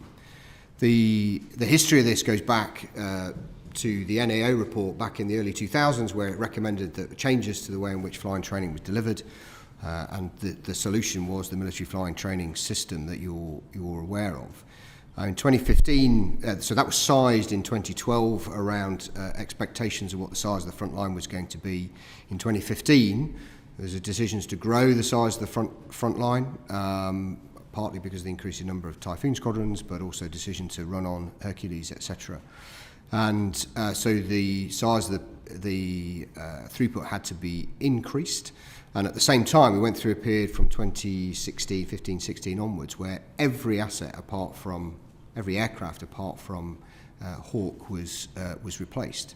So by the time we got to 2019, when all those new aircraft were coming into service, we had a big backlog of pilots waiting to go through elementary flying training. Over the period since 2019 to today, that situation has improved significantly, but that bulge has moved through the system. And as the Chief talked about when we saw you on the 1st of February, the impact of COVID and the fact that many more people stayed in the service at that time than was originally expected, meant the front line was full, so there weren't gaps there for new pilots to go into. And then the second thing is that decisions taken in 2020 removed cockpits for people to go to that they'd been recruited for several years ago, and so that's contributed to the and to add to that, you've now got, for example, cutting the Hercules. You've got Hercules pilots that now need to be retrained in some form if they're going to stay in the service. Or wherever. But as the Chief laid out when we came to see you a couple of months ago, I'm pleased to say that we're seeing improvements in the time it's taking people to move through the system. The number of pilots holding is reducing as well. And by the time we get into the kind of middle of next year, quite a lot of those pipelines will be at their optimised level. And I was at RAF Cranwell last week. I was chatting to some of the pilots who had graduated a little while ago, chatted to a young woman who had completed elementary flying training, was next year would start Texan, which is the next phase of the fast jet training, and she was expecting to be at the front line through the OCU in 2026, and so that's the kind of speed of improvement. But you're absolutely right, where it was not acceptable due to a combination of factors. Texan, because phase 2 is where you then decide or move into either your heavy lift, your multi-engine, your fast jet, or you go into rotary. Right. Now, the example you gave, we're going from the Texan, the next step will be the Hawk. Yep. And it's the availability of the Hawk that has been fundamental. That's what we've discovered as one of the crucial bottlenecks in getting people through the system. Because at one point, you're down to 6 available Hawks for the program when you're actually looking on a good day, I think between 15 and 18. So can you tell the committee how that's improved? What are we doing? And also about the contract too of providing Hawks, because there is a question, all these other aircraft that you Texan and so forth, all these other ones that we're talking about, Phantom, the Prefect, the Juno and so forth, they're all provided through the contract that is given to Ascent. Why did the MOD choose to keep the contract of availability of the Hawk and not include that in the Ascent contract too? I'm going to turn to Vice Admiral Thompson to talk about the contract and the like. But you'd have to go back. I think it was to Jeff Hume was the Secretary of State when the decision was taken on I knew it was going to be Labour. That decision was taken to buy Hawk T2 at that stage, knowing that there was a requirement to upgrade other aspects of it. I was just but a junior officer at that time, so I'm afraid I'm not privy to what those decisions were. But in terms of where we are today with Hawk, Rick is in a very good place to describe it. So in terms of the work that we did about 2.5 years ago, to bring together what was about 5 or 6 contracts under one to improve the availability of Hawk pending the engine. That work was done because it was demonstrated that it was the most cost-effective way. I cannot answer your question about why we decided to leave Hawk as GFE, GFX, but fundamentally the decision to negotiate. It's not been impressive. In a second, Mark. It's not been impressive, and there is a big question whether the MAD does this stuff well. Whether you slide it across the table to a company that's actually got a better track record of doing it, and is actually, from what we understood, would be keen to take on that role. So maybe, Minister, it's something you could take away and say, why don't we slide the Hawk responsibility over to the Ascent flight? Yes, run the. Can I just ask, what are the underlying? There may be several underlying reasons for the unavailability of Hawk.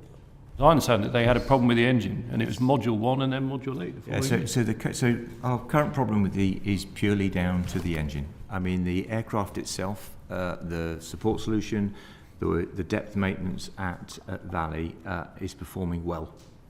It is purely the engine that is currently driving down our availability. What are the problems with the engine? How long have they been going on, and what's the recovery path? So there are 2 separate issues with the engine. The first one is an issue with the life of the compressor, and the second one is within the life of the turbine. Those are 2 components which we've had to reduce the life on because of design and manufacturing issues. So those have been around now for about a year when we first had the problem with the compressor. And about 6-7 months ago, we ended up with a problem with the turbine. So both of those now are. Yeah, I've got that as a direction. So both of those. Sorry. Is this back to the problem with fan blades again? Yes. Which is the same on the civilian side. That's been a problem with some of the civilian engines as well. Which there is not an equivalent of this engine. No, but fan blade problems have been part of the issue on the civil side as well. So what are you doing with Rolls-Royce to say? Is it Rolls-Royce engine? So it's a Rolls-Royce contract, but it is a combination of Rolls-Royce and Safran in terms of Who makes the fan blades? So the front of the aircraft is made by Safran and the rear is made by Rolls-Royce, but it is a partnership. Who produces the fan blades? The front is manufactured by Safran, and the rear is manufactured by Rolls-Royce. Okay. Right. So, just my final question, Mark, if I may, just to the other one that came up was just to do with the feed-in systems of the Army and Navy versus the RAF when it comes to rotary as well. I understand that when they begin Phase 2, they both come from very different training mechanisms. One's using the tutor, and one's using the prefect aircraft. And it didn't make sense, and Ascent certainly didn't understand why it is that you've got pilots who are going to end up flying, going on the same rotary course. The prelude was very, very different indeed. Is that something you could please look at? Because that didn't make sense. Again, 2 separate contracts for something that both could be, there's cost to be saved there, and simplicity of a course. They're not separate contracts, but there's a different philosophy between the 2. This has been an issue for some years, and we will be looking at it again when I take over. Right. Okay. Some years, you say.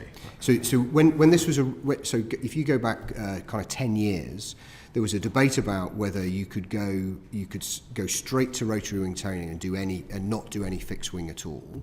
And the Army and the Navy were keen to keep some fixed wing in, which is the tutor flying.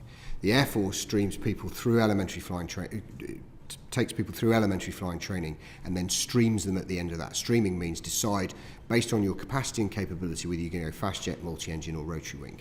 So everybody's captured, but where if you join the Army, you're not going to fly anything other than rotary wing. Navy, you could end up flying fast jets. So that's the bit that we just need to work through. Right. And I think Ascent is right, is that's worthy of looking at again now that system is stabilised. Well, now that you are where you are, I'm glad after all these years it's now being looked at. That's fantastic. It's been looked at before. It's just the Army and Navy made the decision that they did. I think we should go back and review that again. Okay, Mark. Thank you. There were problems with Hawk availability long before we had the issue of the Ardor engine. We've had poor availability on the Hawk for a number of years at Valley, and that's one of the reasons we've had such bad backlogs. A very senior person at BAE once told me that, quote, the problem with the MFTS contract is it's so complicated, no one's in charge. And one of the features of the contract is whenever anything goes wrong, everyone blames everyone else. That's true, isn't it? So to go back to your first point about Hawk availability, ahead of the current engine issue, the Hawk availability had recovered. There had been a recovery program put in place, and it was far improved on where it was from the reference you previously made. In terms of managing the different interfaces, whilst I agree with you that the more interfaces makes things more complicated, that was one of the reasons why we went and we did the Hawk contract relet, because we wanted to simplify the number of interfaces. But the relationship between Hawk in terms of BAE management and Ascent is much improved. That was one of the early problems that we had with MFTS.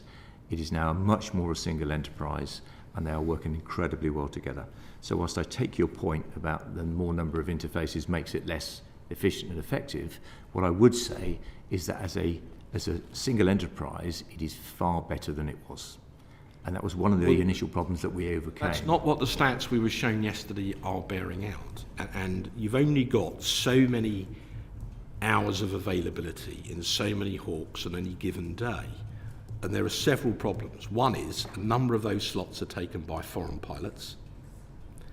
A number of those slots are taken by RAF pilots that are doing refresher training because they've had to wait so long that they couldn't get onto an OCU, so they've had to come back and do more slots to be current. And because of these problems now, with even worse with the Hawk, quite a few of those RAF pilots are now being trained abroad. So we've got foreign pilots being trained in the UK and UK pilots being trained abroad. And when we asked, does the taxpayer get any money back for this? We were told no, because of the way the contract is written. It really is a very, very poor contract, isn't it? That's the one on resale. So there's a whole bunch of things wrapped up in that. Let me see if I can separate them out. I mean, but that, in essence, Rich, that's the problem. Everything's wrapped up with everything else. It's no, what you describe is wrapped up. I mean, it's interesting that BAE Systems should tell you that everybody looks at everybody else, because BAE Systems are accountable and responsible for delivering the availability of Hawk.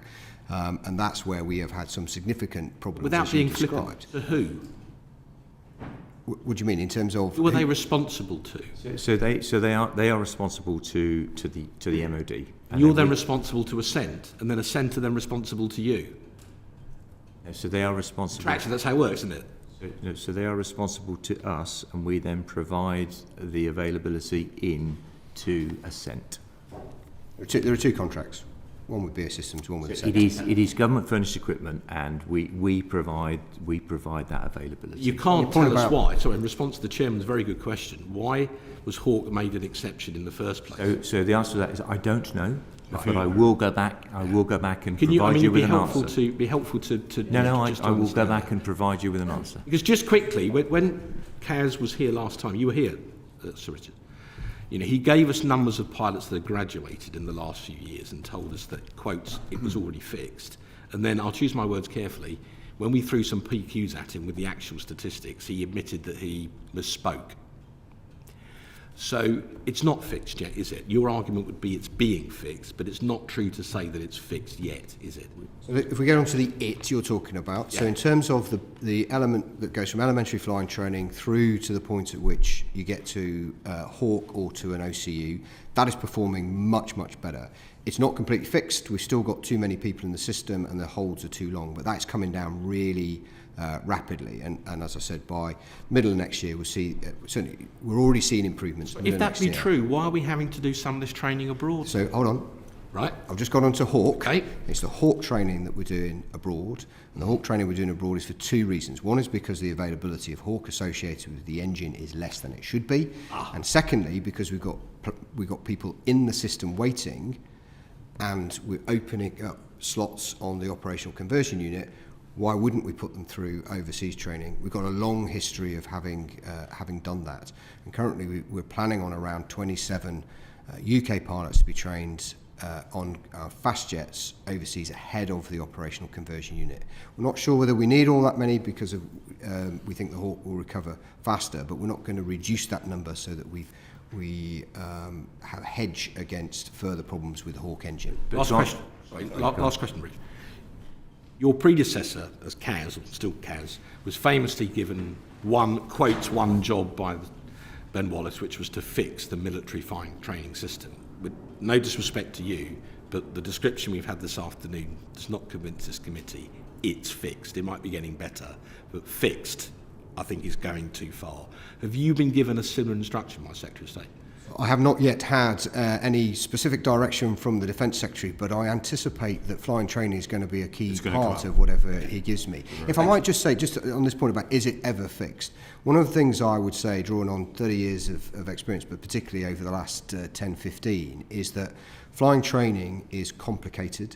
It's complex and complicated. It's affected by a whole bunch of external factors that we don't necessarily have control over, whether that's government decisions, whether that's the commercial sector and loss of pilots. What I do know is if you take your eye off it for a moment, it can get out of the tolerances that you set.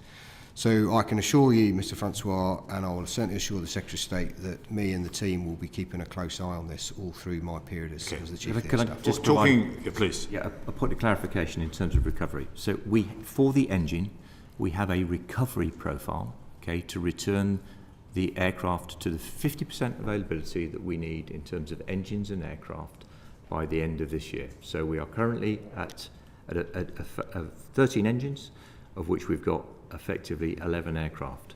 That will return by September to 18. We then flatline, and then at the back end of next year, when we get the components that we need for the front of the engine, that will then recover. So we are back to where we need to be at the beginning of 2025. That is a plan. It's being managed closely.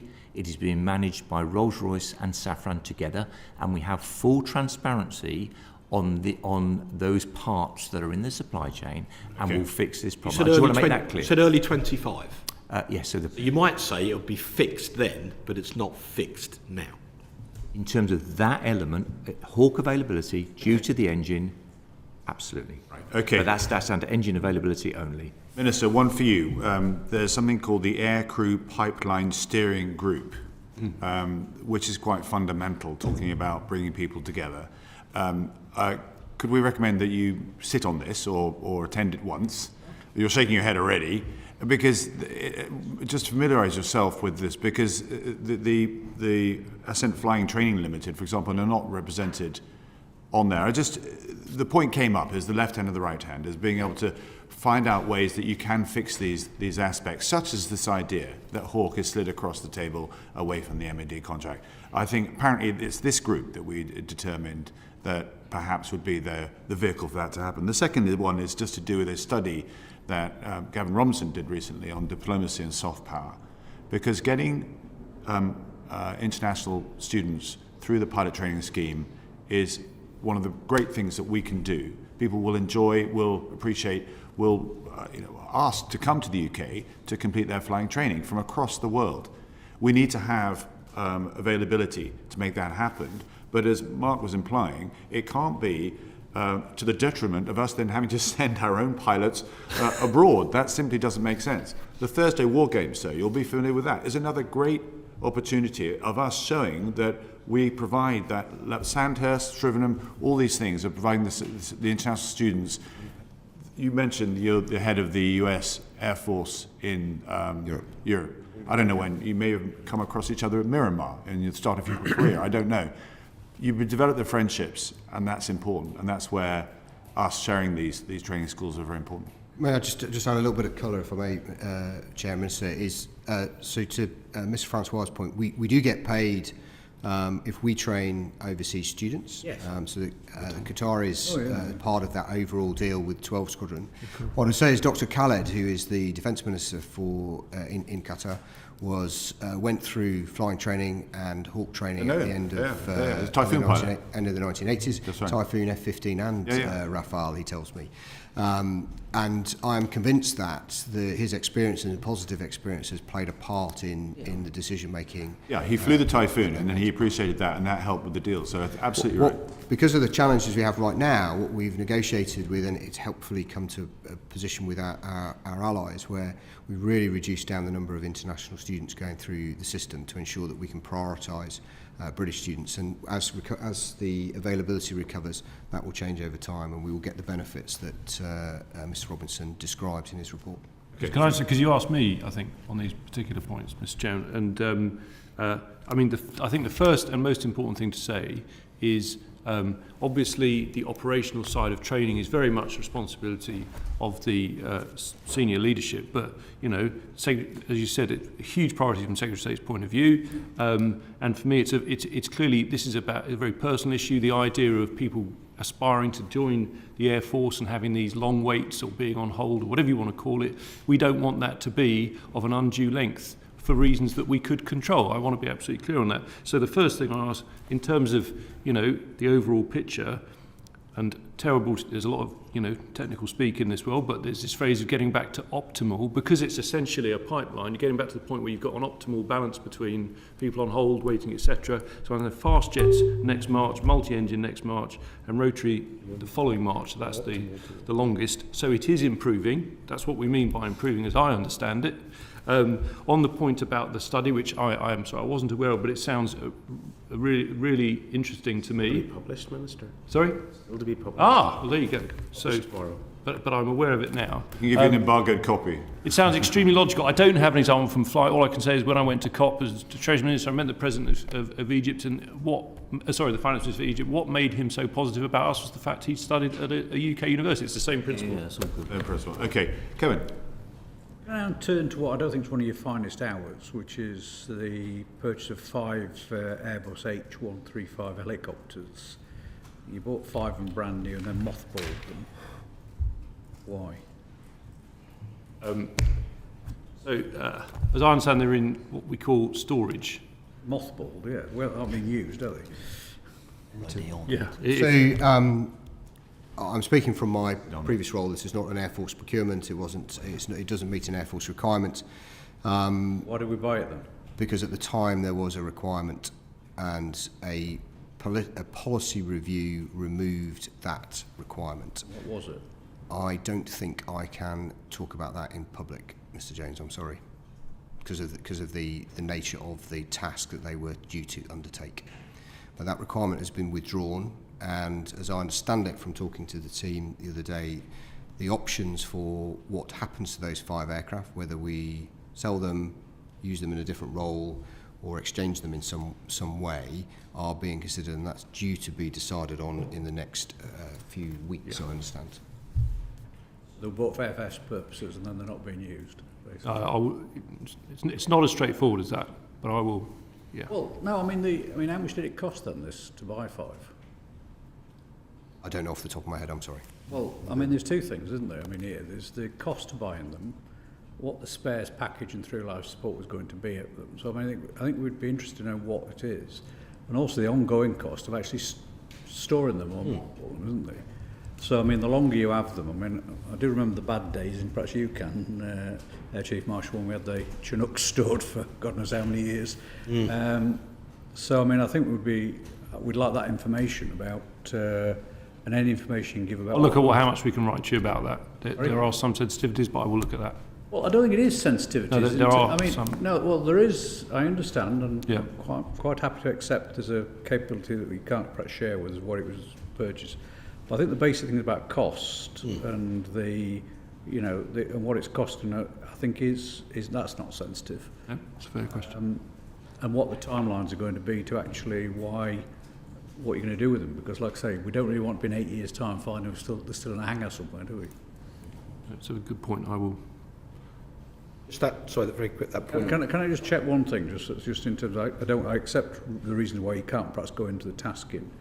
Was that because of a political decision on costs, or was it a capability? It was an operational requirement decision made by ministers, yeah, based on advice. Right. We can't So say we we know- can't say any more on that. No, I'm just trying to get whose decision it was, that's all. Whether it was like the issue on E7, or whether it was like... Based on cost at all. I will try and get information to the committee. I was just trying to understand whether it's not about cost, but it's actually, like you're saying, that there was an operational decision. I think it would be helpful for us, even if it was a private briefing, if you were able to give us some better understanding of that. To purchase 5 helicopters and then to mothball them, it's still taxpayers' money that needs to be accounted for. I'll take advice on the best way to communicate Well, I that. think we should be clear that we shouldn't conflate being understanding sensitivity with embarrassment. They're not one and the same thing. Good. Well, Just like on that point, cost point, very quickly, Chief Marshal, you're adamant about the 720 million saving on the E7. Yep. We are unconvinced. Could you send us in writing within a week a detailed breakdown of how that 720 million is calculated so that we can scrutinise it, please? I will defer to the Minister on that, but I would imagine that I'm sure the Minister will be happy to write. It'd be what is commercially sensitive. But okay. Yes. Sorry, yes? Yes, we will respond. Thank you. Good. Minister, well done for surviving your first Defence Select Committee inquiry, but really grateful for your candidness, your openness, and your time today, along with Air Chief Marshal Sir Richard Knighton and also Vice Admiral Richard Thompson. Thanks very much indeed for your time today. Thank you to the clerks and to the staff and to committee members. That brings our evidence session to a conclusion. Order. Order.